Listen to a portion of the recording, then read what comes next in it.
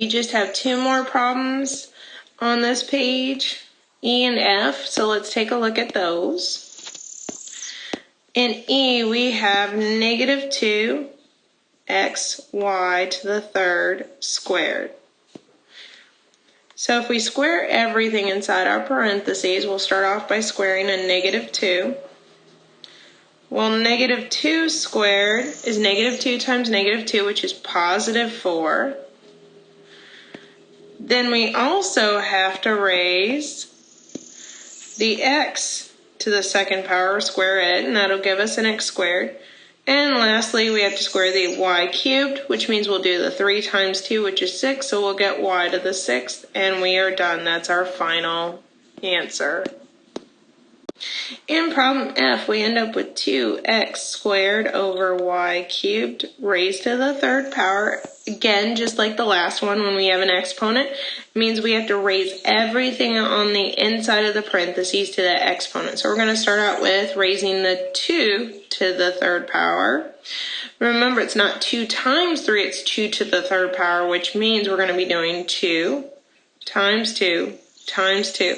Well, 2 times 2 is 8, 2 times 2 is 4, times another 2 is 8. Well, what else do we have here? Well, we also have to raise the x squared to the third power. Well, that means we'll multiply our two exponents, which will get us x to the 6th. And we still have to do the same thing from the bottom. We have a y to the third. We're going to need to multiply our exponents, which will get us a y to the 9th.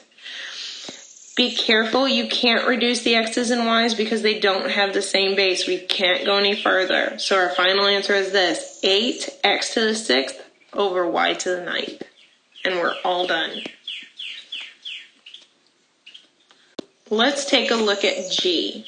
In G, we have negative 3x squared over y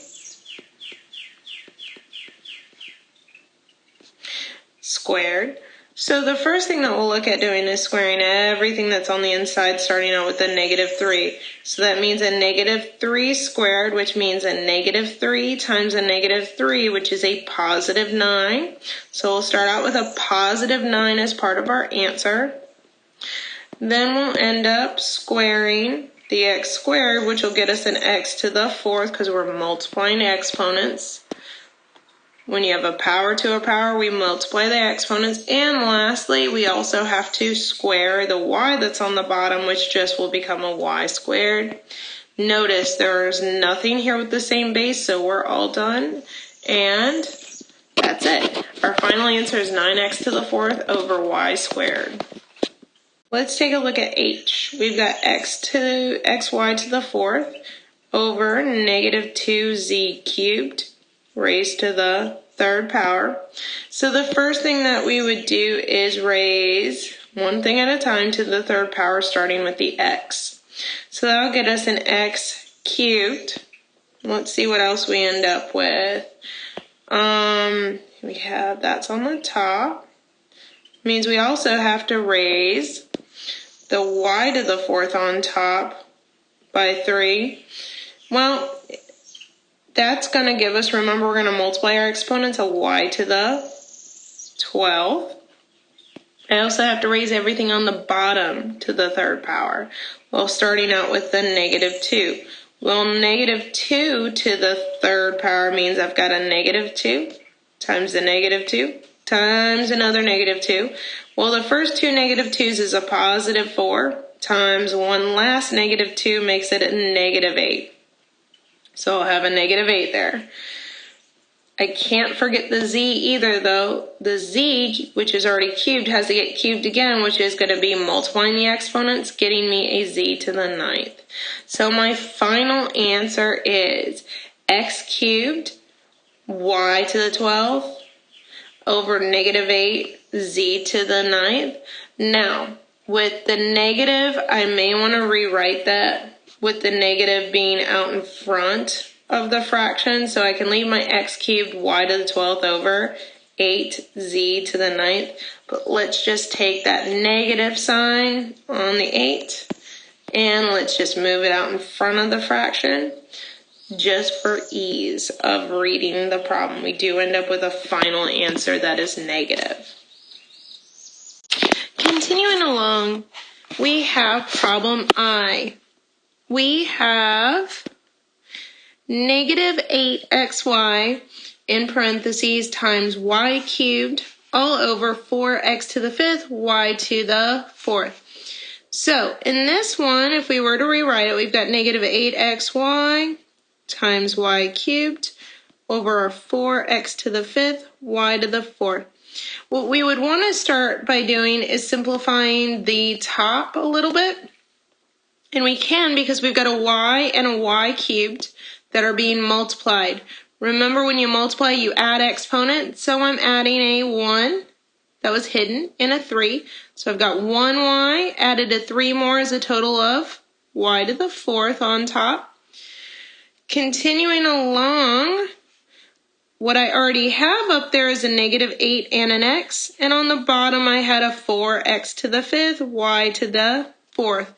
Now what we do notice is that I have a matching y to the 4th on the top and the bottom.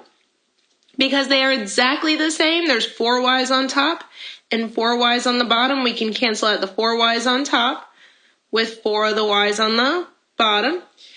Another thing that we can do is we have a regular fraction out in front. There are no exponents on these numbers. We have a negative 8 over a 4. We can reduce that the way we would a normal fraction by dividing both by 4.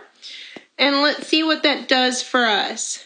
Well, on top, the 4 goes into negative 8 as negative 2. And on the bottom, 4 goes into 4 one time. And we can do the same thing. We can reduce the x's. You can either subtract the exponents because we're dividing. Remember that there's a 1 on top. A 1 minus 5 will give us a negative 4, so we'll have an x to the negative 4. Remember, negative exponents get dropped down to the bottom, so that would put the x to the 4th on the bottom. Or, if you just want to do the canceling route, you can do that. You can cancel out the 1x on the top with 1 out of the 5, which will leave you with the 4 on the bottom. Either way, you should end up with the 4 x's on the bottom. Now notice, that's all we can actually reduce, so the only thing we can do is kind of clean up our answer a tiny, tiny bit. We've got our negative 2 on top, and we've got our x to the 4th on the bottom. The only thing I actually don't need to write is this 1 that's out in front of the x to the 4th. That 1 can be re-hidden because there's something behind it, the x to the 4th. So I can leave this as negative 2 over x to the 4th, and that is my final reduced answer.